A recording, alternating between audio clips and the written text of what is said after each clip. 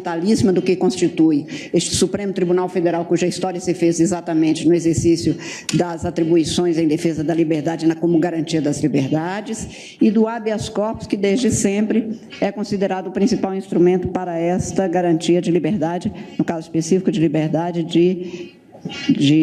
ir e vir, ou de liberdade de locomoção. Estamos todos de acordo quanto a isso, e o que se está discutindo, portanto, é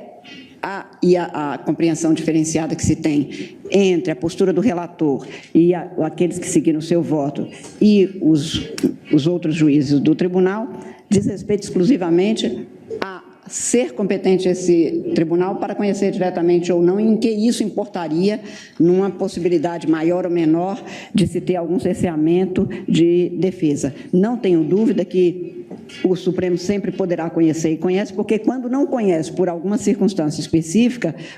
pode conceder de ofício a ordem, como aqui já foi realçado. Então, também, em nenhum momento está a se dizer que o Supremo Tribunal Federal fecha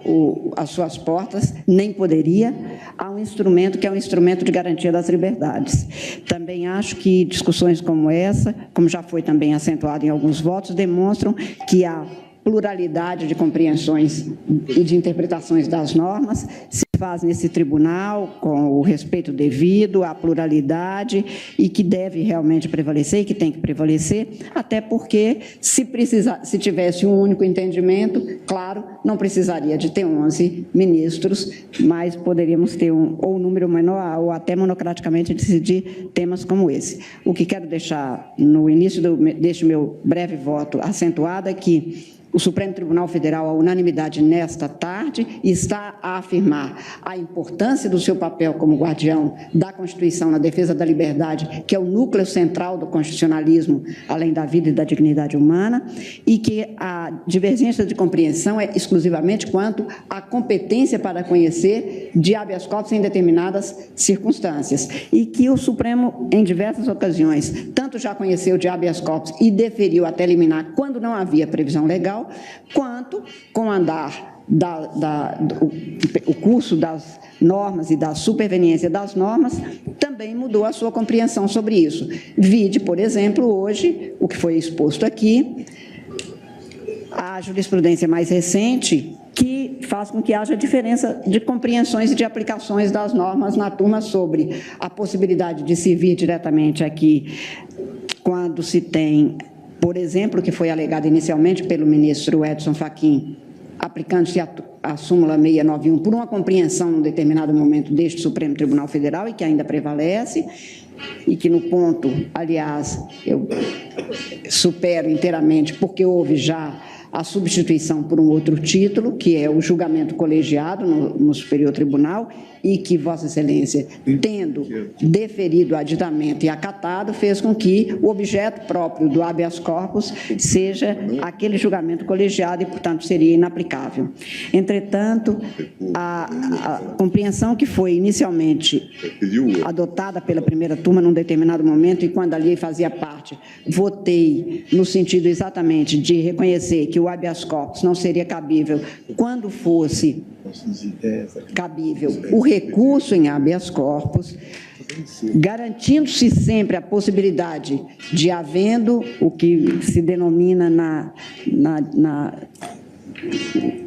vou usar o termo mais comum, mas que o ministro Marco Aurélio, com que me põe de acordo, em casos de teratologia, e não é fácil se encontrar teratologia em decisões que são apenas diferentes, digamos, de uma jurisprudência predominante, mas em casos específicos permite o conhecimento de ofício e, portanto, não se nega em nenhum momento que o Supremo possa atuar e atua diretamente, nos casos como agora mostrado pelo ministro Dias Toffoli, mas até em casos em que não seria cabível, mas em face